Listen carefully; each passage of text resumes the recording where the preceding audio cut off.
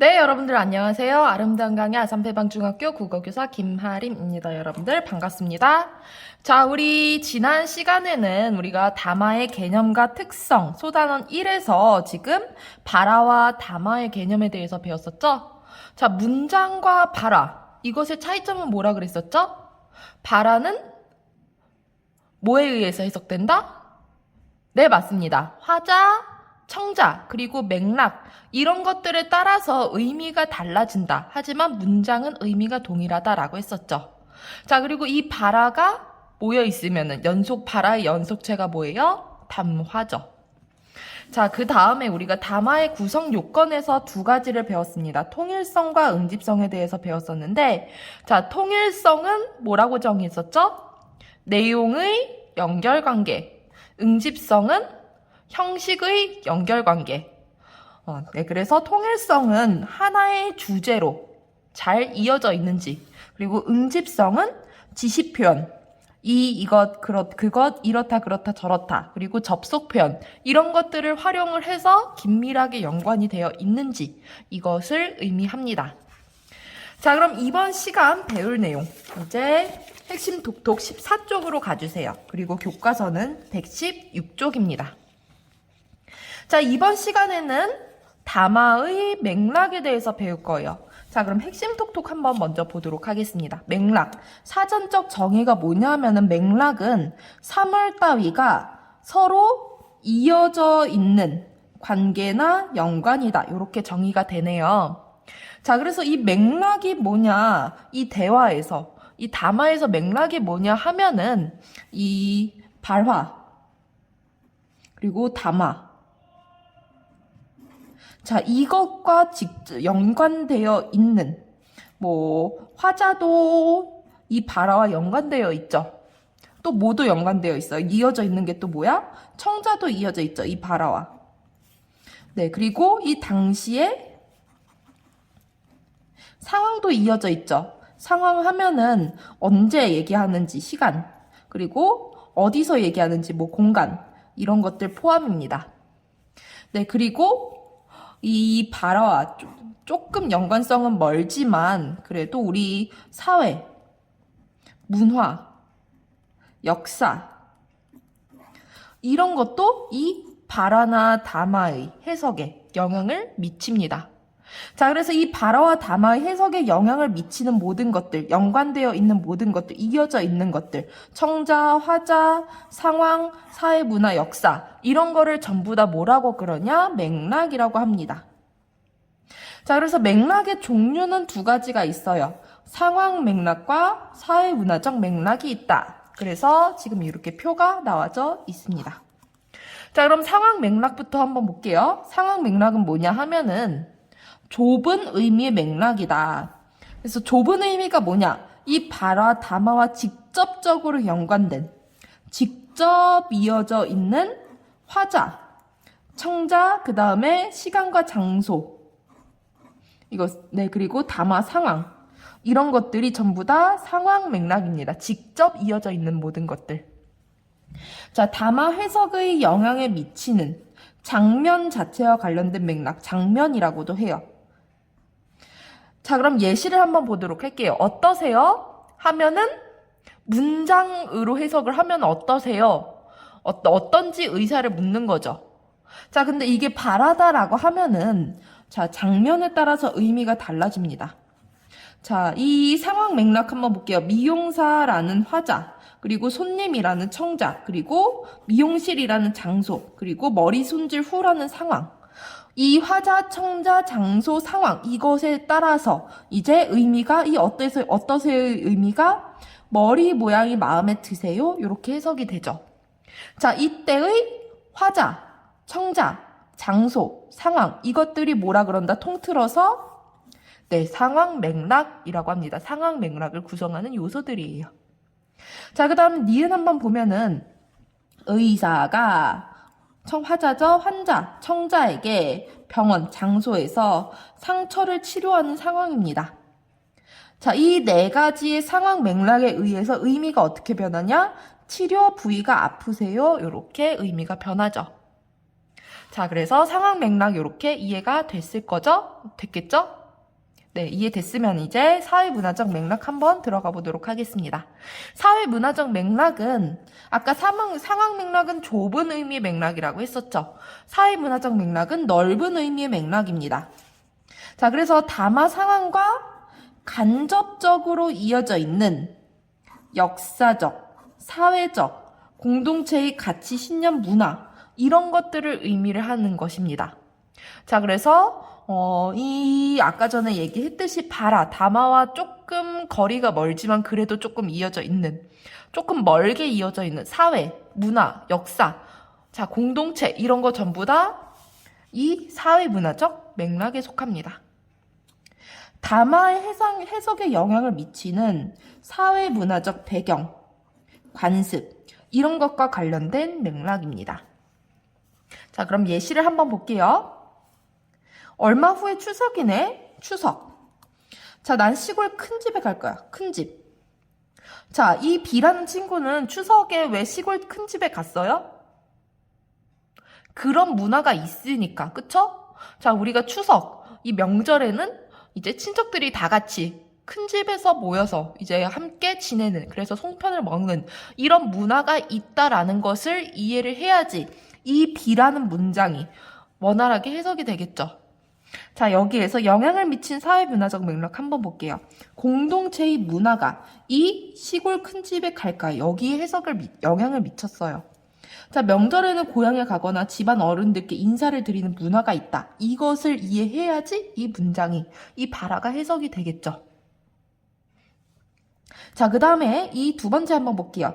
난 추석에 할아버지와 함께 임진가게가. 자, 할아버지면 아마도 6.25 전쟁을 겪었을 거예요. 자, 근데 임진각에 간대요. 저런 가슴 아픈 일이야. 왜 가슴 아픈 일일까요?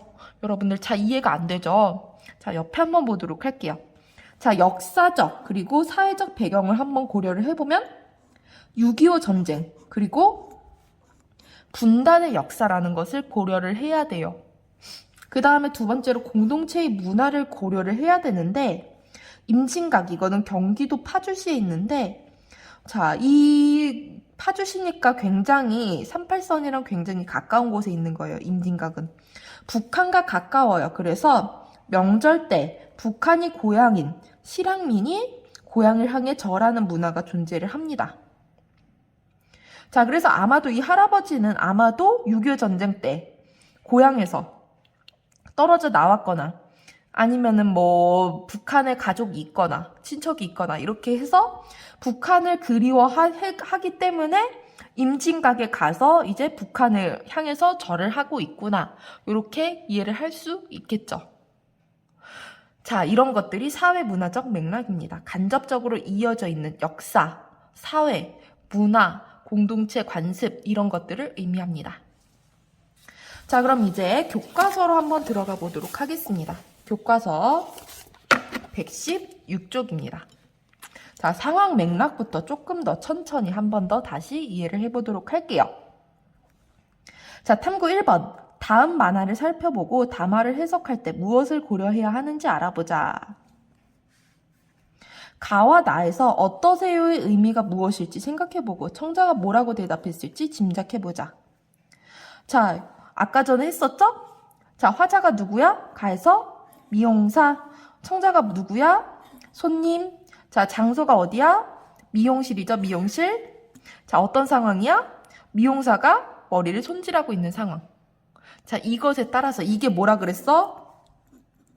상황, 맥락. 담화의 해석에 직접적으로 영향을 미치는 좁은 의미의 맥락입니다. 자, 요거는 이제 나 부분은 해석 안 하고 넘어갈게요. 자, 그럼 2번. 어떠세요를 다른 의미로 해석한 까닭. 자, 화자가 다르죠. 화자의 발화 의도가 달라요. 그리고 화자가 다르니까. 의사인지 지금 미용사인지. 그 다음에 화자와 청자의 관계가 다르죠. 이 관계가 다르고 장소가 달라요. 미용실 그리고 병원. 담화가 이루어지는 상황이 또 다르죠. 자, 결국 뭐냐? 화자가 다르고 청자가 다르고 장소가 다르고 상황이 다르기 때문에 해석이 달라진다. 이런 뜻이에요. 자, 1과 2의 활동을 바탕으로 담화를 해석할 때 무엇을 고려해야 합니까? 네, 화자, 청자의 관계, 자, 화자가 누군지, 청자가 누군지, 화자의 의도가 뭔지, 담화가 이루어지는 시간이 언젠지, 장소가 어딘지, 화자의 바라 의도, 이런 것들 전체적으로 고려를 해야 합니다. 자, 그럼 이제 117쪽으로 넘어가 보도록 하겠습니다. 117쪽, 상황 맥락입니다. 상황 맥락은 자, 담화 해석에 영향을 미치는 장면 자체와 관련된 맥락.